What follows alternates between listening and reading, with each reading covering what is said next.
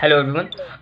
आज हम सभी लोग नॉर्मन्स इंटरेक्शन मॉडल की बात करेंगे कि नॉर्मन्स का इंटरेक्शन मॉडल क्या है। ठीक है, तो इसका जो काम होता है इसका हम यूज़ करते हैं make a good decision in a different condition to fulfil our goal. ठीक है, यानी कि डिफरेंट कंडीशन के अंदर हम एक सही डिसीजन ले।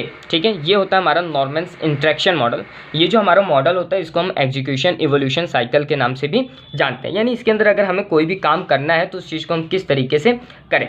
ठीक है, तो उसके अंदर कोई भी टास्क परफॉर्म करने के लिए हमें क्या करना पड़ता है, सेवरल स्टेप्स से हमें गुजरना पड़ता है। ठीक है, उन सभी स्टेप्स को, सेवरल स्टेप्स को हमने दो पार्ट्स के अंदर डिवाइड किया है और हर एक पार्ट को हम गल्फ के नाम से जानते हैं। तो दो गल्फ होंगे हमारे पास, एक होगा गल्फ ऑफ एग्जीक्यूशन, एक होगा gulf of evolution. Gulf of execution क्या होगा, डिस्कवर ऑब्जेक्ट्स प्रॉपर्टीज़। ठीक है, यानी कि जो हमें काम करना है उससे रिलेटेड जितनी भी प्रॉपर्टीज़ हैं उस चीज़ को समझना हमारा क्या होगा, gulf of execution. Gulf of evolution, gulf of evolution का मतलब क्या होता है कि हमने जैसे मान लो कोई भी काम परफॉर्म कर दिया टास्क, अब क्या वो जो टास्क है वो सही परफॉर्म हुआ है कि नहीं है, हम उससे सेटिस्फाइड हैं कि नहीं है, ये चीज़ हमें कौन बताता है, गल्फ ऑफ इवोल्यूशन। ठीक है, तो अब हम बात करते हैं एग्जीक्यूशन एंड इवोल्यूशन साइकिल के बारे में बात करते हैं कि किस तरीके से वर्क करता है।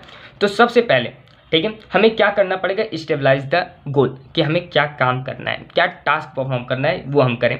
फॉर्मिंग द इंटेंशन, तो उसके पीछे हमारा इंटेंशन क्या है वो हमें डिफाइन करना पड़ेगा। Specify the action sequence, execute the actions. Perceiving the system state, interpreting the system state and evaluating the system state with respect to goal and intention. इसका क्या मतलब हो रहा है, इन सारे पॉइंट्स बड़े आसानी से हम समझ सकते हैं।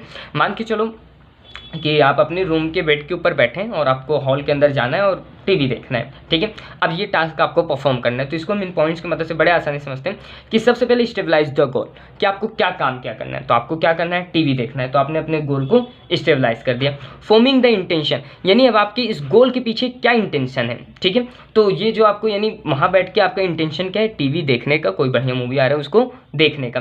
स्पेसिफाई द एक्शन सीक्वेंस, यानी अब आपको मूवी देखना है तो उसके लिए आपको कौन कौन से एक्शंस को परफॉर्म करना पड़ेगा।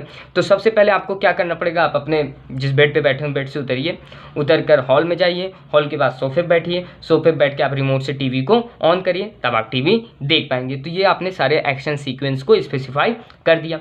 उसके बाद एग्जीक्यूटिंग द एक्शन, अब आपने ये सारे एक्शंस को एक एक करके परफॉर्म करिए। अब उसके बाद है perceiving the system state. Perceiving का मतलब कि जैसे ही मान लो आप कोई भी एक एक्शन करते हैं उस टास्क का, तो उसके एक्शन करने के बाद क्या कुछ चेंजेस आ रहे हैं, तो उन चेंजेस को नोटिस करना ही क्या है, परसीविंग। अब अगला है इंटरप्रेटिंग द सिस्टम स्टेट, यानी मान लो अब आपने कोई एक्शन लिया।